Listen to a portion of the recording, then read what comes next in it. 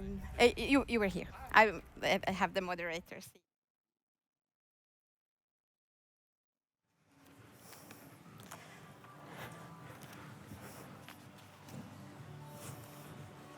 Yeah. Good morning and welcome everybody to, first of all, to the Tallinn Digital Summit, and secondly, to this exciting event on global partnerships for values-based digital development. When I look at the great speakers we have, it seems that we would need a couple of hours for this. We only have one, so we will try to be as quick as possible. I will, of course, introduce all the speakers when it's their time to speak. But I'm actually very glad that this topic has come up here in the Digital Summit, because for the past 3 years I was Estonia's Human Rights Ambassador, and now I'm the Undersecretary for Global Affairs. So all the global questions here together. As well, I've been serving at the UN for quite a long time, so there the development cooperation issues were also very high in the agenda. And we have one sentence here, which I think says it all. Development cooperation is key to shaping a just digital transformation. But I think the main question is how to achieve it. So I'm sure all the speakers will touch upon this. And I think it's very important to make sure that the digitalization does not increase digital divides, a big question in the world at the moment. But we also have to talk about the role of the governments and how to make sure that the people trust their countries and the governments. Because I think trust you cannot really export. You can export many things, but you cannot export that. And we also see the turmoil in the world at the moment. We have wars, conflicts, coup d'etats. Should our development cooperation also be conditional, also including the digital affairs? And also we will talk about how to better coordinate among the donors. And I would personally like to also touch upon the importance of education, and especially the tech education for women, which will, of course, then help with the digital divide. But first of all, we will have a scene-setting remarks by the Deputy Head of Cooperation at EU Delegation to Botswana. You are perfectly placed to concentrate on your scene-setting remarks on insights both from the ground and also from the side of how the donors can better coordinate. So please, Jose Becerra, you have the floor. Yes, thank you very much, and good morning, ladies and gentlemen. Thanks for inviting me this time to the Tallinn Digital Summit. It's the first time that I'm coming, and I'm very happy to hear very interesting discussions. The EU is currently working with Botswana to support the diversification agenda in the country. And the main focus of this diversification agenda is digital. Digital because Botswana has the ambition and also the potential to become a frontrunner in the Southern Africa region. So when digital was put on the table by Botswana some months ago, we had the same questions as the ones that bring us here to this panel today. So what is the added value that the EU can give to Botswana? Are we an attractive alternative for the country compared to other donors? And I must say that Botswana is a relatively easy case that can provide us with answers to these questions in a relatively straightforward manner.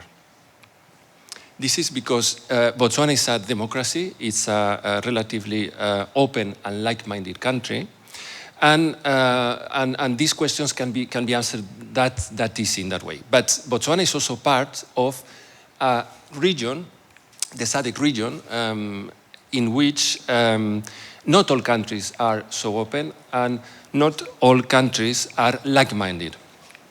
So Botswana has to strike a balance to be part of that region, but to work with EU and other like-minded partners.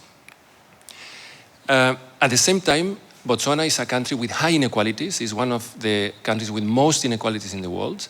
And in that region, several countries are at the top of the list.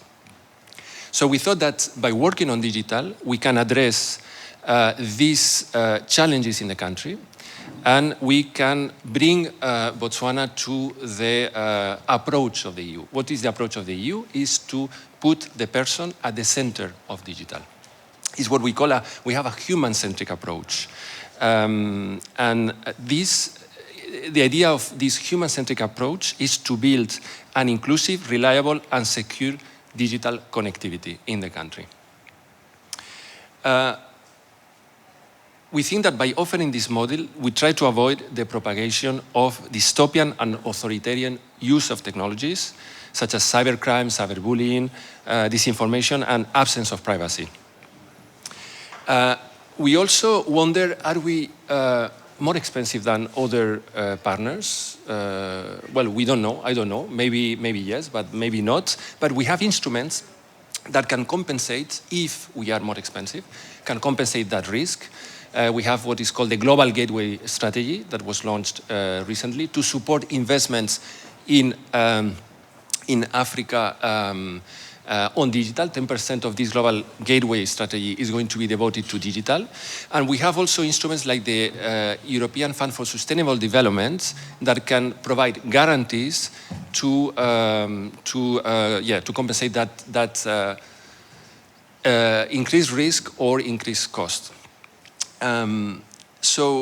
Also, the EU encourages South-South cooperation through platforms of like-minded partners, like we have Smart Africa, because this is a good way of creating partnership that can promote this open, inclusive, and secure digital environment.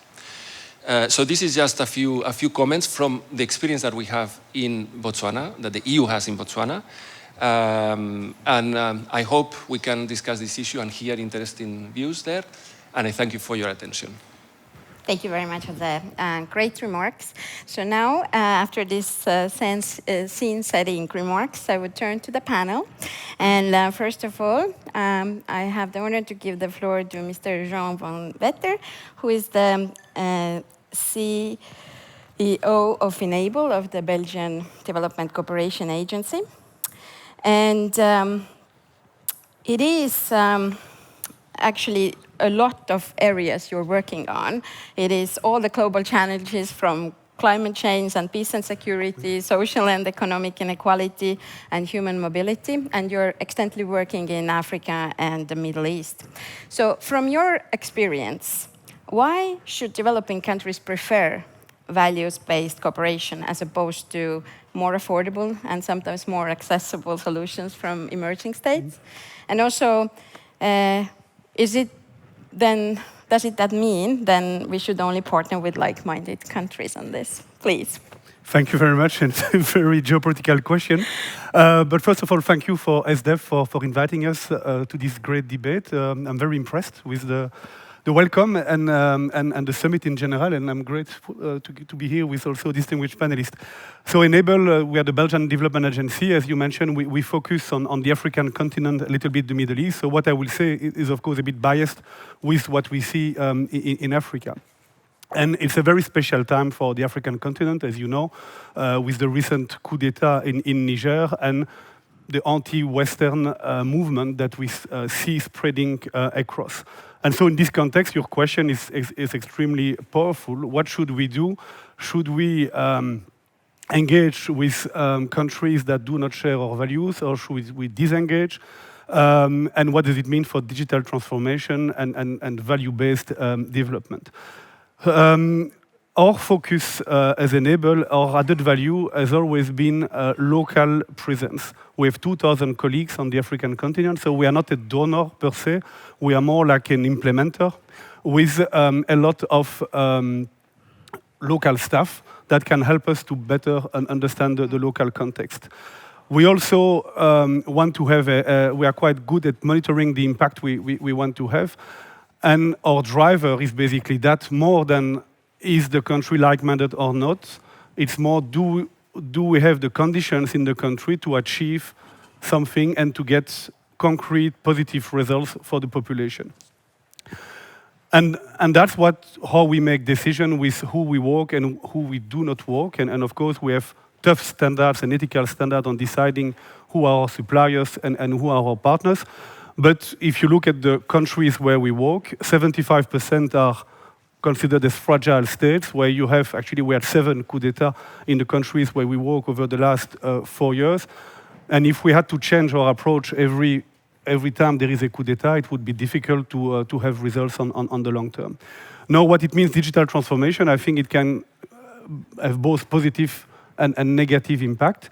And on the question, should we, how to help our partners to select their suppliers, you would be amazed, but sometimes we have the tendency from Europe to think that African states would be more keen to work with Chinese stakeholders, for example, because it's cheaper with less conditions. But what I observe is the opposite. Actually, I was speaking recently with Congolese, for example, who said, actually, we like your model of development more than others. And despite some international criticism, which are more linked with politics, we, the people, prefer to go with your own development model. And something we forget, and it's the same in Europe, you have the political debate, and then you have the population. And sometimes there is a mismatch between what the two think, the same in African countries. It's not because there is a political shift that the whole population is behind. And if you think long term, you really need to think about the population, knowing that population is extremely young. Half of the African population is below 18.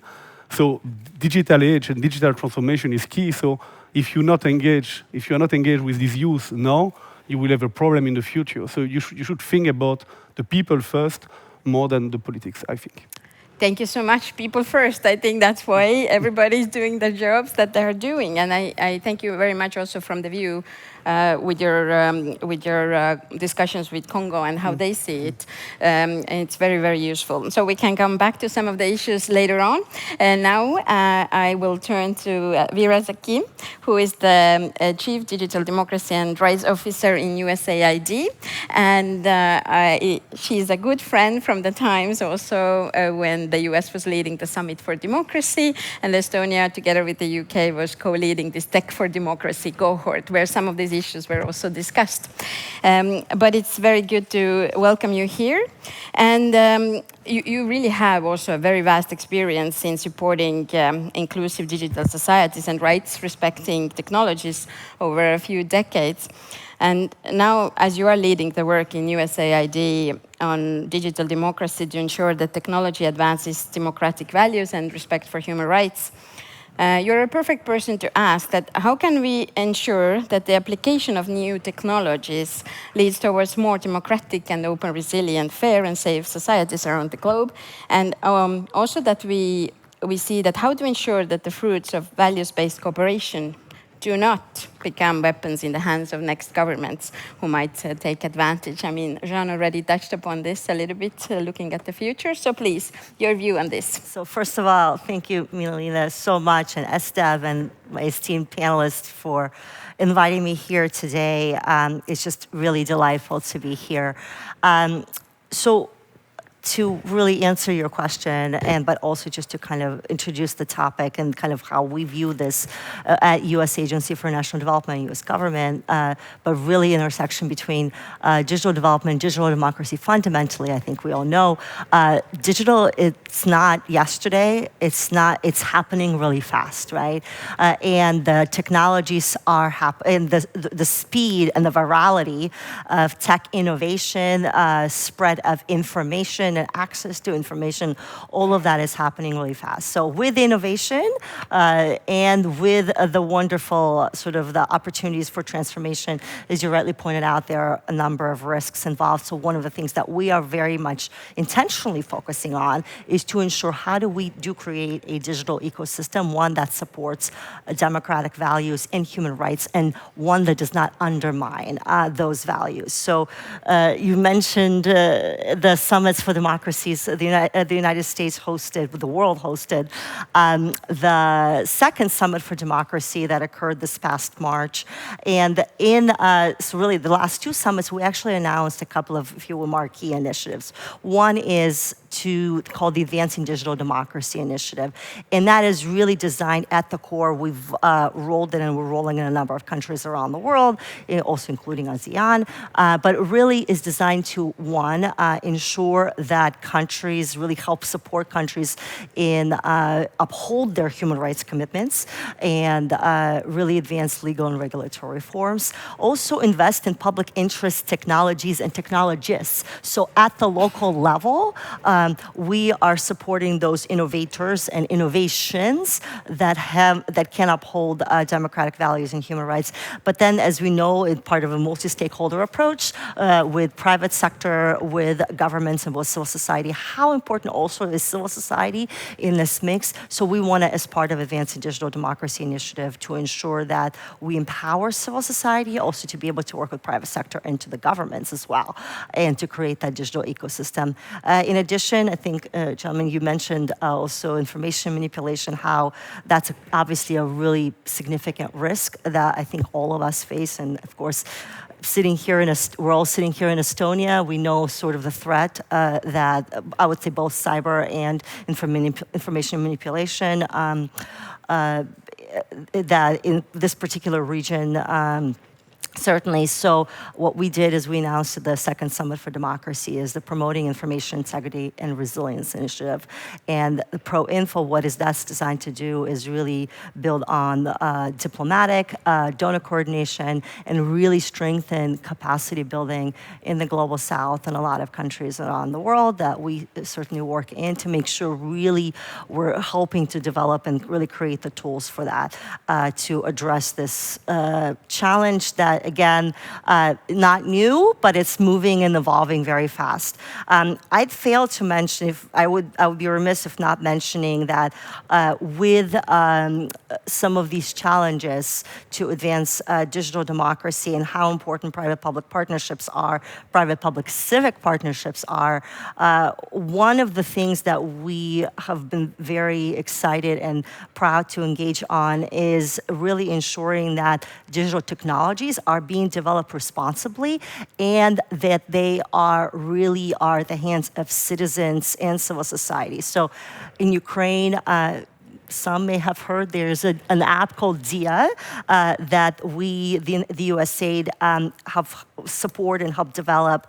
And what's really marvelous about DIA is that even in Ukraine, during Russia's invasion in Ukraine, it has continued to provide services. And what's been especially excited is actually using privacy by design practices. In Ukraine, it's Trambita, and then also with Estonia, with X-Road. It's a data exchange layer as well. So that has been really, really exciting. And actually, this week, we're also going to be announcing the support for, in Moldova, the Cybersecurity Academy. It's going to be a multi-stakeholder academy for cybersecurity with our friends with SDEV as well. So all that is to say, I think, ensuring that we are building a digital ecosystem that supports democratic values and human rights, that really also kind of balances as we move forward towards digital transformation and digital innovation, but we really keep some of the challenges that we're faced with at the forefront of our minds. And I do think that we are in a moment, and we have part of the reason why we're building these multi-stakeholder coalitions and opportunities to convene even like this, that we can actually balance the two. So I'll stop there and then look forward to questions. Yes, thank you so much, Vera, for bringing all these different aspects into this. So now we will have our next scene-setting remarks by Karin Masel. You are the Executive Director of Data Friendly Space, which is a US-based international NGO working across 6 continents to make modern data systems and data services science accessible to the humanitarian and development communities. So please do give us your view on the issues discussed, and with all the knowledge you have also on this international development cooperation work. I want to stand up. Does it work? Okay. Yeah, great. Hi, everyone, and thanks for allowing me to open for the topic of data and new technologies. So I woke up this morning, I had my cup of coffee, I started reading the news thinking maybe I'm going to get some inspiration for what I want to say today. And I opened an article on one of the renowned news agencies and that said, good data is the way to unlock good climate action. I clicked on it, read a couple of lines, and boom, I hit a paywall. I had read 2 articles already. Apparently, I was done for the day. I had to pay €5 to continue. So it's moments like these that we should remind ourselves that data is a privilege, right? Data is nothing we need to shield ourselves from, nothing that is necessarily inherently dangerous. It is something that we are privileged to have. But at the end of the day, while data is a way to unlock a lot of solutions to some really wicked human problems that we are talking about here today, the whole day, lack of access to data is also today one of the biggest barriers of local organizations, whether active in development or humanitarian response, to access the so-called sector, right? So I'd love for our panelists to also elaborate a little bit what they do to democratize data, not to just democratize digitalization as a movement. What we also know about data is that as organizations and countries, data can really lift us or data can completely drown us. Today, we all as humans, as organizations, we produce, we collect, we analyze more data than we have ever before. Let's be honest, we're drowning under it, right? We don't know what's good, we don't know what's bad, we don't know what's useful. And while data should help us in some critical decision-making, whether we're doing it in a development or humanitarian setting, we don't really get to the really critical data points when we're in a difficult situation, we're in a low resource setting. This is where machine learning and artificial intelligence really comes to play. It's not just to write your essays, right? Or to plan your strategy or your workshop for the next day. So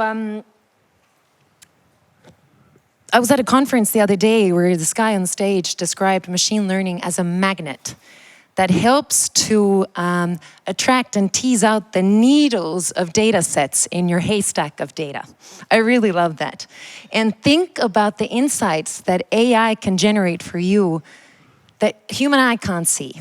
We at work, for instance, deal with issues of predictive modeling for climate action and climate change, doing sentiment analysis for IDP flows, for forced migration flows, all of these things that you can do with the power of machine learning and artificial intelligence. But of course, only good data is a way to get to good and useful artificial intelligence. What we know today is that large language models have a real danger of cascading forward and recreating biases that we all, as actually the designers of artificial intelligence and language models, have translated into our data for decades. Gender-related bias, race-related bias, age-related bias. Either we're doing it knowingly or not, it's there. So I just want to, again, reflect back to the panels. What is it that we can do to not only democratize data, but also be a little bit more careful and knowing of the biases that we're introducing into our data before we translate it into technology. And of course, human in the loop continues to be key. Thank you. Thank you very much, Karen. Great remarks. We will come back to the questions raised by her in the second round for all the panelists. But now I would like to turn to our third panelist, Axel Klapphake. You're currently heading the Division of Economic and Social Development and Digitalization in the German Agency for International Cooperation, the GIZ.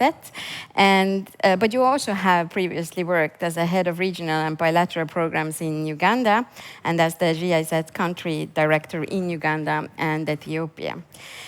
You have been also closely involved with efforts to strengthen synergies between private sector development and development cooperation, which was also mentioned by Karin and previous speakers.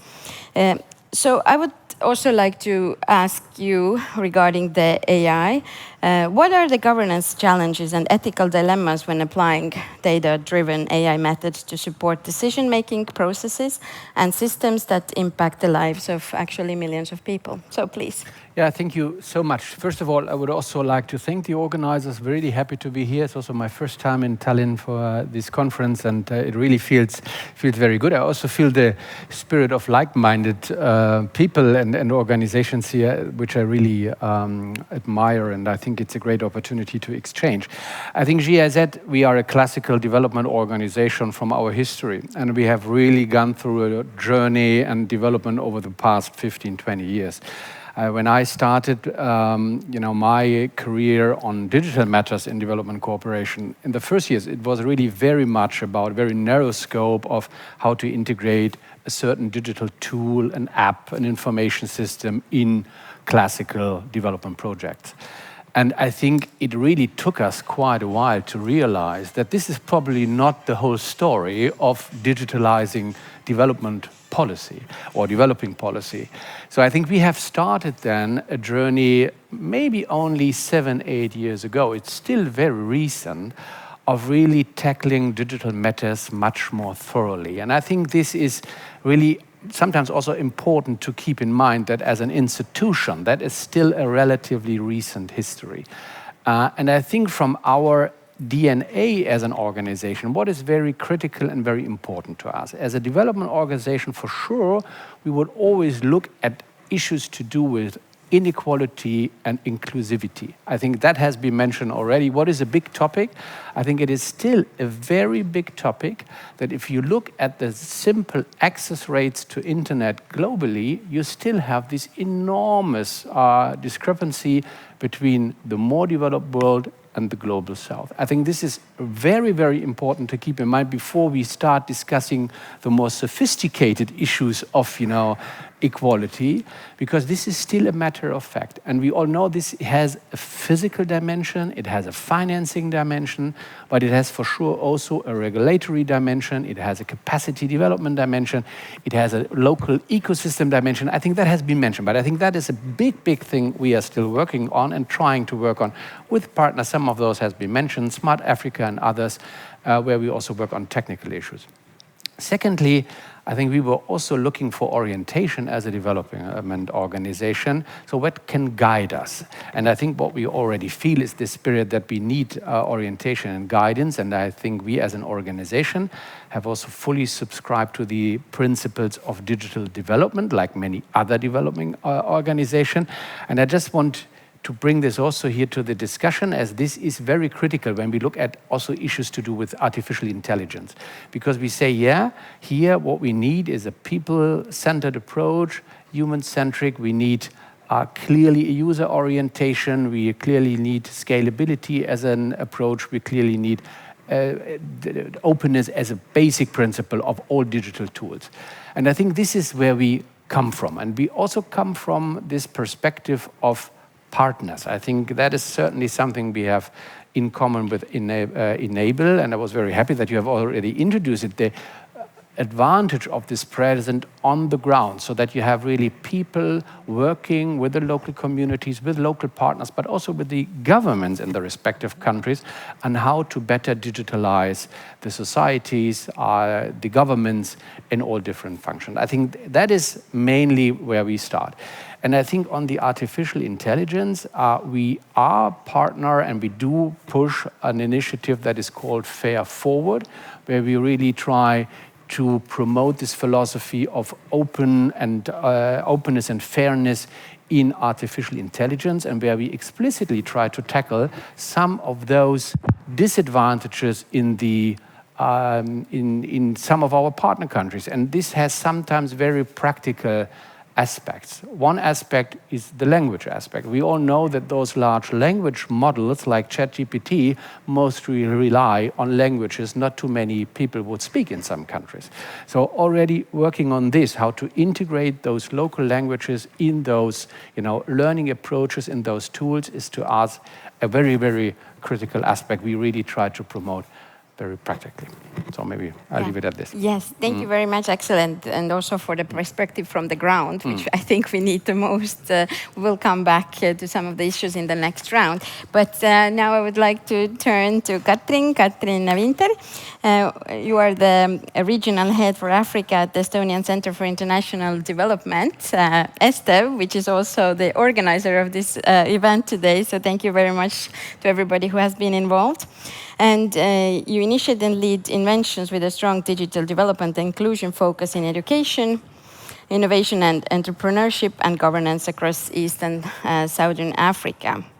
And with all your experience and passion to create synergies between countries, people, and organizations towards a more inclusive global society, what do you think we need to do to ensure that our offer meets the needs from our partner countries? So please, do go ahead. Thank you very much. First of all, a warm welcome to our colleagues here, and it's great to have these discussions here in Estonia. Estonia being a relatively new kid on the block in terms of development cooperation, so very good to welcome you here. For Estonia, for ESTEV as an organization, compared to Enable, USAID, and GIZ, we are relatively new. We are smaller than you are, but I like to say that we actually have 1.3 million staff members because so the Estonian model, since we have no legacy really in development cooperation, we can do things new. We have this startup mindset, which we also like to bring into governmental organizations, including development cooperation. We like to be agile, and we really are action-oriented. And since we're small, we have to harness the whole country. And digitalization is what we live and breathe and experience on a daily basis. And we have our private sector who was involved in digitalizing Estonia. And this is really the experience that we also want to bring to the developing world, to show that governments alone cannot transform a society. You have to include your private sector. You have to include also your third sector, your NGOs.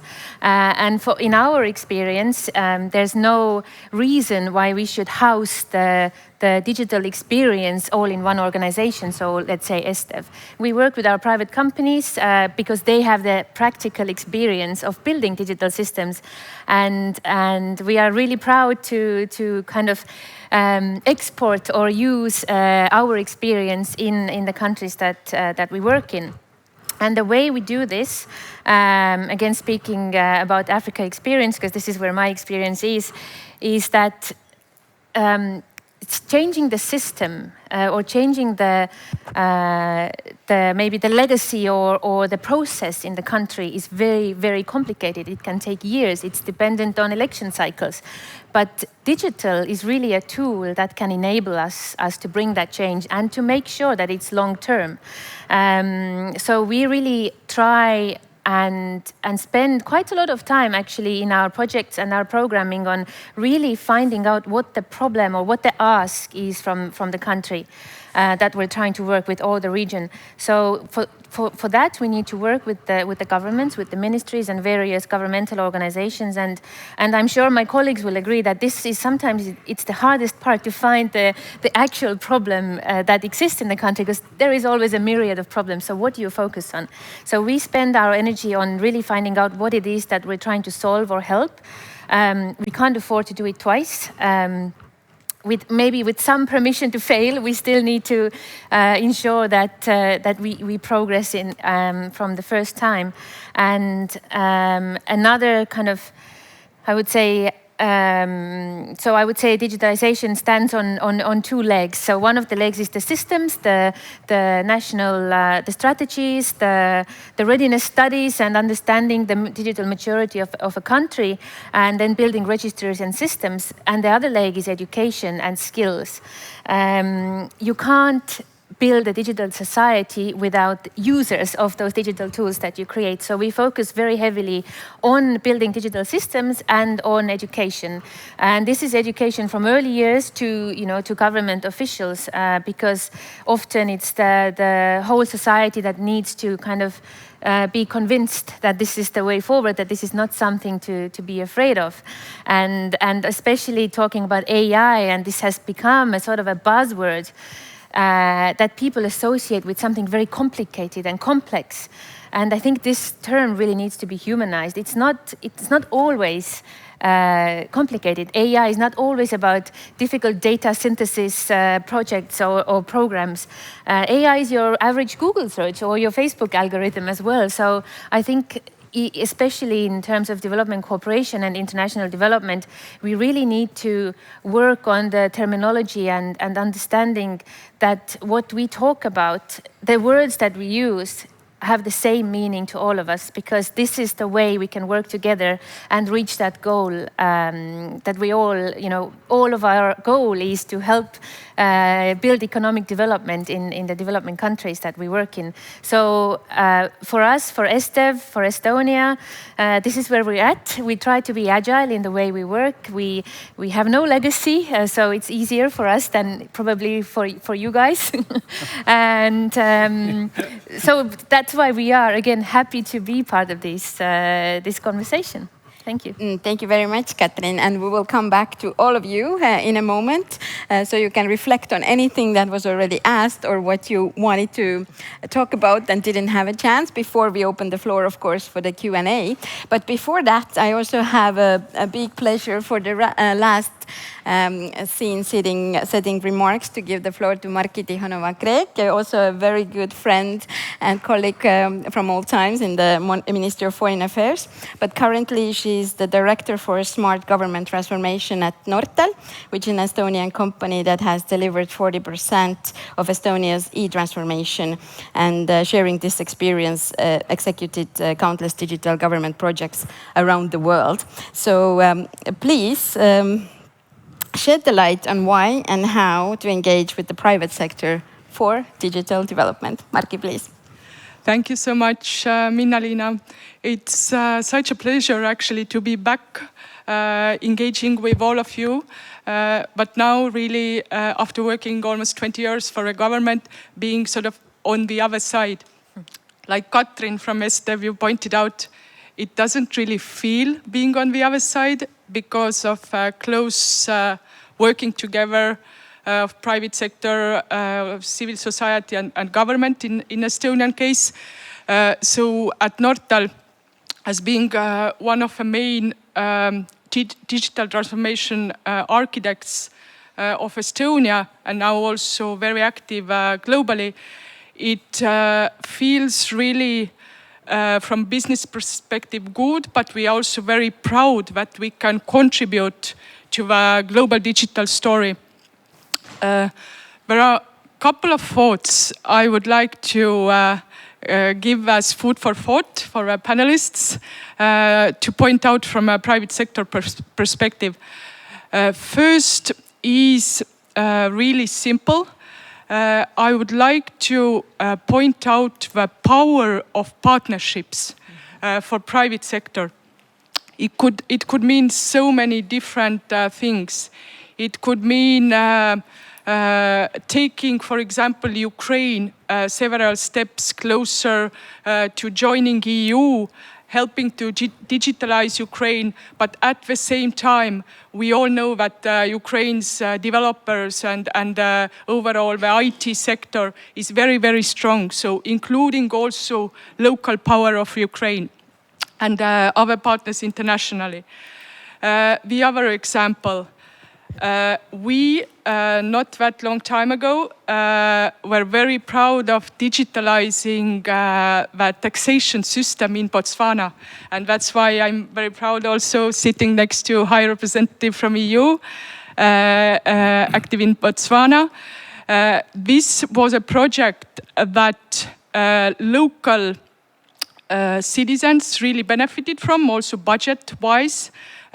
Because they didn't have to fill in all the big amounts of paper anymore. They could do it all digitally and save money and also time that they could possibly spend with their families as a result of that project. So it was really tangible, the project with tangible results.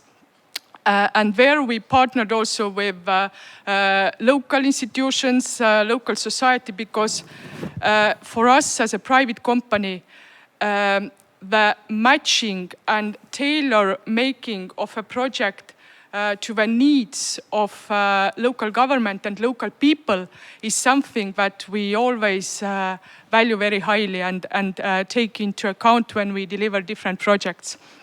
So partnerships around the world, as our prime ministers pointed out during the opening talks on stage, there are more than 70 countries at this digital summit.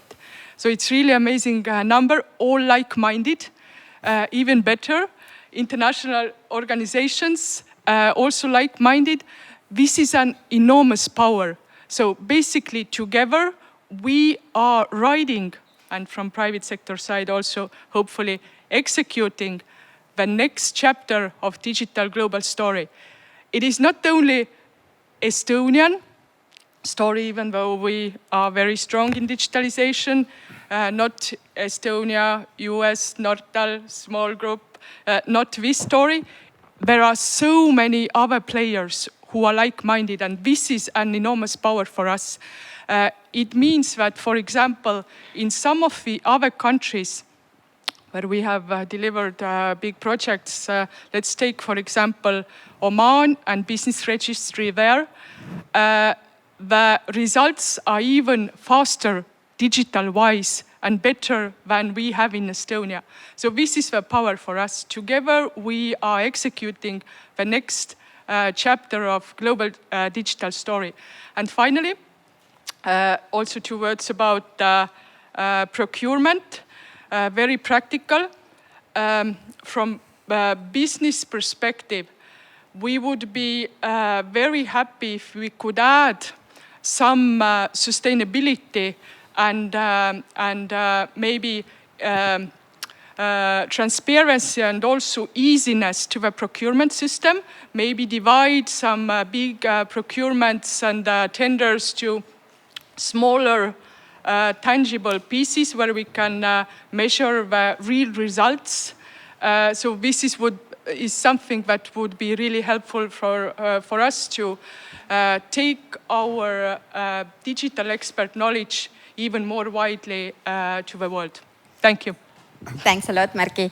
And now we will have a chance again to hear from all the panelists. You can touch upon anything you want. Also, bearing in mind the questions, how to democratize data, and also the partnerships with private sector.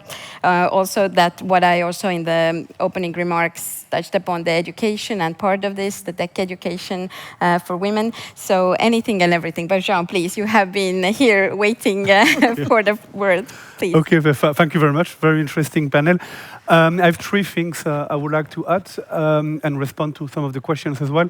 The first about the shift, you said you are a startup and we are older organization, and I think it's a good debate, and I still consider Enable as a startup as well, and I'm trying to make it as a startup. But I think what we are, the reflection I have now is actually thinking about talent, and the CEO of Palantir this morning said something very interesting about how you get your best people and talent. And for digital transformation, artificial intelligence, you need the best people. I believe that the best people we will have in the future will be in Africa. Because as I said, 4 billion people, will be 4 billion people with a very young population, many of them digital native. That's where you will find your talent. And in a way, we have to shift our model as development cooperation and not being the West helping the South or the North helping the South, but being a global movement where actually we look at development where it is. I tend to say every country is in development, and the digital revolution makes it for everyone, everything is new. And so we are in a way in the same level playing field. And so it changes a lot in our model. And I think our best stuff in the future will be on the African continent. The second thing about AI, is it a threat or not? And especially on disinformation. We tend to forget the past, but look at Rwanda during the genocide with the Radio des Mille Collines. There was a radio that actually had fake news, fake information. That was in the 80s or the 90s, so it's a long time ago, before artificial intelligence, before Facebook, before social media. So we can learn from the past as well. Of course, social media accelerates these informations, but there was an interesting article as well in The Economist last week about artificial intelligence and the US elections. And the article was about, is the problem artificial intelligence or Trump?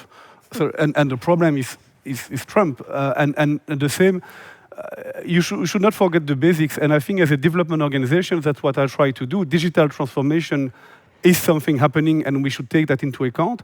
But more important is education, governance, primary and secondary education, basic education is the key. Citizenship education, and making sure, including in Europe, our citizens understand the world, the politics, and can make informed decision is the best investment we can make, because then they can understand whether they are manipulated or not. So we should not forget, I think, as well, the basics of our work. And last remark about responding on democratizing data. Very good point. We do, I think, at Enable, or at least we try to do. We have Open Enable, so everything is online on Open Enable, including a worst report, evaluation report from consultants saying that what we do is not good. We share that. It's online. And there again, artificial intelligence will change our trade, because if you want to do, let's say, elaborate a new program, we tried that already. You put it in ChatGPT, and because they have access to all our information and documents, they produce sometimes better document than the one we would do ourselves. So, in a way, yes, I agree. We need to democratize data, and it will provide better reports and better decision making, and allow others work in the same countries to also use our experience. So, very good point. Thank you. Thank you, Sean. Excellent points. Also taking us back to the past and showing that some things, have been there, and the technology has not played the role, but the people have. Vera, please, your remarks. Thank you so much. So first of all, on the partnerships, I could not agree with you more how important it is to bring private sector to the table. I mean, ultimately, private sector, and I would also actually say civil society too, are actually creating the tech that kind of fosters innovation and digital transformation.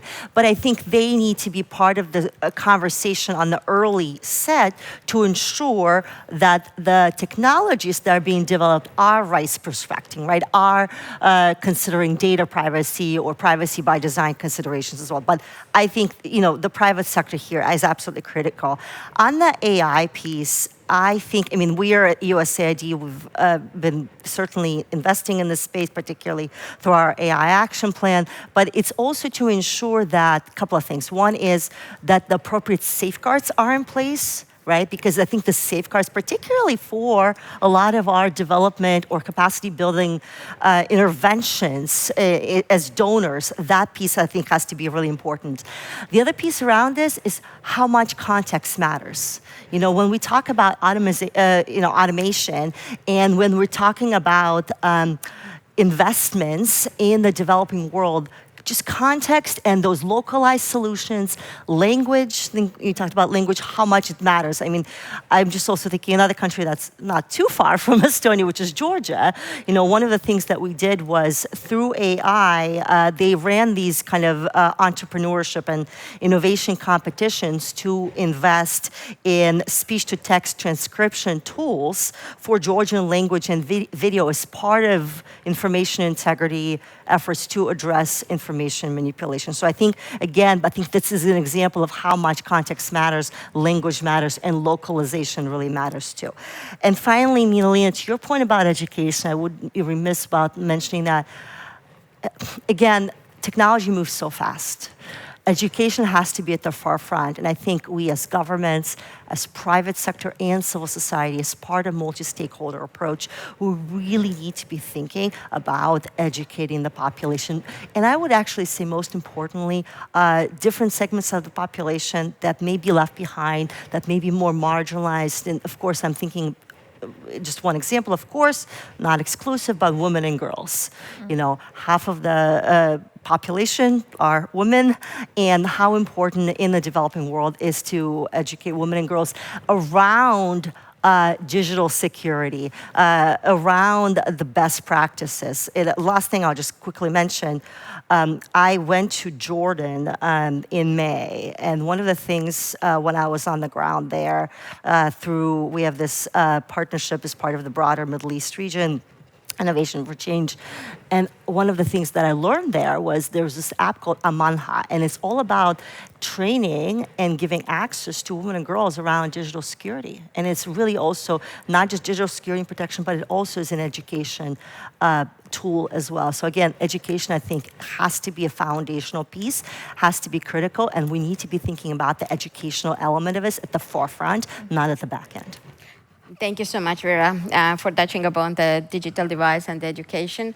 But Axel, please, your takes. Yeah, I don't want to repeat what has been said already. I do also really concur with most of the aspects that have been highlighted. I think the issue of partnerships, to me, is absolutely essential. I think digitalization, I have described GIZ as a more traditional organization where we come from. We couldn't have developed our digital portfolio without very strong partnerships with the private sector. And by the way, both the international private sector, the European private sector, we have very robust partnerships with German, but also European firms and companies where we really try to develop technologies, implement business models in partner countries, but in particular also with the local private sector. And I think here we see enormous potential, and by the way, also an interest of the European private sector in matching with local private sector and vice versa. There is huge potential for more innovation, for reverse innovation. I think that is for sure something also we would want to focus more on in the nearer future, so that we really can fully harvest, I think, this potential of partnerships. Speaking of partnerships, I think there is still, I do believe, room for improvement when it comes to the coordination of the various intervention of donors. I think that is a topic, or implementing organization, I think that is a topic we are discussing already for quite many years, and still, I think, a pretty challenging one. I do recall when I was working in Ethiopia as a country director, we were trying at that time to organize kind of implementing organization, government roundtable on digital matters. And it was really, really complicated for various reasons. I think many of the donor and implementing organization, they didn't have really dedicated lines on digitalization. That was one thing, so identifying who is doing what. But also on the side of the government, it was very tricky to find the right ministry then to organize such a dialogue. I think there is still room for improvement. And I think if we want to now really make the next step, and I think the next step is that we really demonstrate that we can deliver on the ground. I think that is for sure a very strong imperative for all of us, so that we can say and demonstrate that our projects work and that we can really make a difference. I think to make this step more thoroughly, I think donor and implementing organization coordination is very, very critical. And I would really like us also to look into other sectors, learn from other sectors, how did they organize that? I think there are very, very good role models in more classical areas of development cooperation on how that can be organized. But I think that is certainly a way or an aspect I would really want us to focus more on in the future. Thank you, definitely. I mean, delivering on the ground, that's why everybody is doing the work that they're doing. So, Katrin, you can wrap up with your thoughts now, and then we can turn to the, if there are any questions from the audience, please. Thank you. I'd like to move away from the digital for 1 second and address the title of this panel, which is values-based partnerships. And two words have sounded in the last hour quite a lot, values and like-mindedness. Which I think are completely separate terms and not interchangeable. So values, a concept that's embedded in history and culture, versus like-mindedness, which is something different. It's perhaps maybe less robust. We can agree on certain things, but we don't have to. We can still work together. And I think, especially in terms of development cooperation, this is something that we have to always keep in mind that the values that we have here in Europe perhaps may not completely align with those that are the values in Africa, for example. And I say Africa as a whole. I know there are 54 countries in the continent, but just for argument's sake. So there's always a question, and do we still work with the countries that don't have the same values as us? And in my opinion, as long as human rights are valued and there is equal access to services and justice, then there is a way in, there is a way to cooperate. So the world is increasingly borderless. It's increasingly also polarized. It's actually multi-polarized these days. We've seen Russia doing this round of seductions across many African countries. We see influence of China, and I think these are more and more reasons why we should increasingly work in these countries, because and digital, coming back to digital now, is the tools that we can provide are tools that can actually increase transparency. They can reduce corruption. They can provide platforms for human rights defenders to gather, like-minded people and act together. So we can really strengthen the democracies that already exist or maybe are slightly fading in some areas. And again, we haven't really touched on this, but regulation, again, is something that needs to come with digitalization. But regulation has to be enabling. It can't be controlling. And again, this is where we have to really work with the partner countries. But then again, there is a conundrum on, election cycles and what happens if, as in Abel's example, what happens if there's a coup d'etat? Then suddenly you have a whole set of new people. Maybe they are not as like-minded as the previous people. So there's an endless cycle of things to kind of adjust to, and it's always a process. It's never really finished. But again, with digitalization and with education, as you said, we can provide citizens with the tools to find the digital means that may be useful for them, to find or to use the digital means for democratic participation, and really we can provide critical thinking and tools for people to make up their own minds and hold governments accountable. And I think this is really a big win on the digitalization side. Thanks. Thank you. I don't think I could have wrapped it up any better. So I will omit from doing this, and I will now turn to the audience. I'm sure there are a couple of questions. I see there already. Hi. I think there's a mic there, yeah. Hello, how are you? My name is Silvana Rodriguez. I'm with New America, a think tank based in DC. So great to be here and to see friends and reconnect. My question had to do a little bit with DIA, the Ukrainian Government Services app and platform that has been talked about several times today as an example of tech for resilience and something that was supported and delivered through partnership. So one of my questions is, I've understood that elements of DIA are being adopted in other countries or being shared with other countries. I understand maybe even in Estonia, or USAID had mentioned some months ago that possibly they would help support elements of DIA being applied in other places in the world. And so I was curious if there's any more information about what that might be looking like right now, or the kinds of things you think might need to be adopted as this process happens, as you take something that's successful in one country, maybe roll it out in another, whether that's in terms of partnerships or anything else that you could share with us. Thank you, Silvana. Lovely seeing you. Maybe take another question from there, and then we can come back. My name is Tom Bridle. I work for a USAID implementer called Chemonics, but so I'm really interested in the question of like advancing digital democracy and like the specifics of that. But I was very struck by the difference between the Estonian approach on promoting and supporting governments and their digital transformation, and some of the language that I heard from our colleague from Belgium, who took somewhat more of a, say, laissez-faire Gallic approach. Well, it's a coup d'etat. We keep promoting. We keep working with them. We'll just, we just roll with the punches.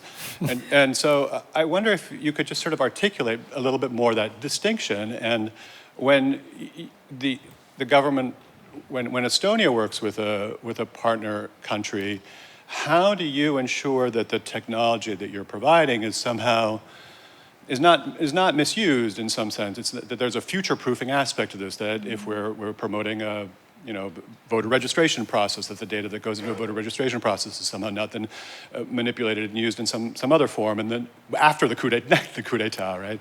So I just wonder if you could just sort of articulate a little bit more this distinction that I heard between these two approaches. All right, who would like to go first? I'll go. I'll answer your question first then.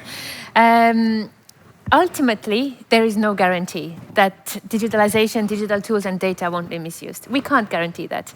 And on top of that, as Organization of Development Cooperation, it's not really our place, maybe, to tell governments how they should do, or what they should do with the systems that we have helped them build. So the way we work is that we want to ensure that, first of all, that, as I said, the human rights are respected, that the government can be held accountable through digital tools that we then sort of export or implement. And that goes hand in hand with education and working also with the local civil society organizations who are there for that exact reason. But ultimately, there's really no guarantee. The coup d'etat or election every 5 years. In African case, there may be a new president. They may be the guy who's been there for the last 30 years anyway. But there's no guarantee, and we as a development cooperation agency or even as a country can't really guarantee that.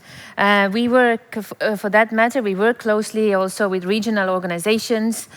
We work closely with other European partners to kind of ensure that sort of accountability is there on the ground as well. But there is no way in guaranteeing that a dictator won't come along and start abusing the data to their use. But I do think that the civil society organizations and education systems, they need to be empowered. The citizen needs to be empowered because ultimately they should be the final user of the digital systems. They need to be empowered to see perhaps, the loopholes or the abuses of their own data. And this is what we try to do. It's a long process, but it is a process and it's work in progress. Yeah. Thank you, Katrin. Yeah, please. Yeah. Thank you for the question, and I like the way you summarize. I think it's a bit more complex than that. So it's not, we have a political decision whether we engage or not in a country, and it's not business as usual, of course, not when there is a change in governance. We also government to government, and there are countries where we decided to quit because of the regime. My point was more about the demographics in Africa and the number of countries that are in this situation. Look at Sahel, Mali, Burkina Faso, and now Niger, coup d'etat. Chad, difficult. Gabon. Guinea had a coup d'etat 2 years ago. Can you afford, as the international community, to disengage from this region where the fertility, the number of kids per woman is the highest in the world? So the population is growing. Can you disengage? I think no. Honestly, you need to, in a way, adapt to a changing context, and it's extremely difficult. Another example I have is Congo. You have elections in Congo on the 20th of December this year. I visited a few weeks ago the CENI, the Electoral Commission of Congo. It's perfectly organized when you see it on paper. They have machines, everything is digitalized, by the way. So there are 44 million people who are going to vote, completely digitalized. So it looks good. But I have no guarantee that it will be well organized, that there will be no manipulation. If there are manipulations and there is a new government in Congo next year, can you afford to disengage with Congo? The largest biosphere reserve in Africa, second in the world. So the Congo is for the planet. There is today the climate summit in Nairobi. You need to continue to engage in Congo, and that's a difficult position for politicians to make, because indeed the population here in Europe would say, why do you continue to engage in countries which do not share our values? And it's a legitimate question, but you can phrase it differently. Can you afford not to engage on global issues such as climate change or demography with those countries. And that's why I made this comment, a bit provocative, and I'm happy that you, you picked it up.